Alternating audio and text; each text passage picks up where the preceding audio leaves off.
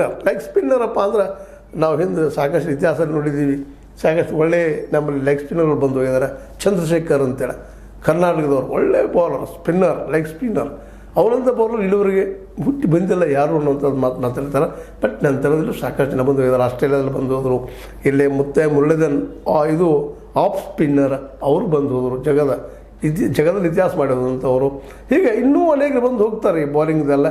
ಅದರಲ್ಲೂ ಅಬ್ದುಲ್ ಖಾದಿರ್ ನಮ್ಮ ಪಾಕಿಸ್ತಾನದ ಒಂದೇನಪ್ಪ ಲೆಗ್ ಸ್ಪಿನ್ನರ್ ಅವ್ರದ್ದು ಇನ್ನೂ ಒಬ್ಬರು ಬರ್ತಾರೆ ಆಸ್ಟ್ರೇಲಿಯಾದವರು. ಇವರೆಲ್ಲರೂ ಇತಿಹಾಸನ ಬರೆದು ಹೋಗಿದ್ದಾರೆ ಈಗಾಗಲೇ. ಹೀಗಾಗಿ ಈ ಒಂದು ಏನಪ್ಪ ಅಂತಂದ್ರೆ ಈ ಒಂದು ಎಲಿಮಿನೇಟಿಂಗ್ ಪಂದ್ಯವು ಸಹ ಇಂಪಾರ್ಟೆಂಟ್ ಇದ್ದಷ್ಟು ನಂತರದ ಸಮಯದಲ್ಲೂ ಇಂಪಾರ್ಟೆಂಟ್ ಆಗಿಬಿಡ್ತದೆ.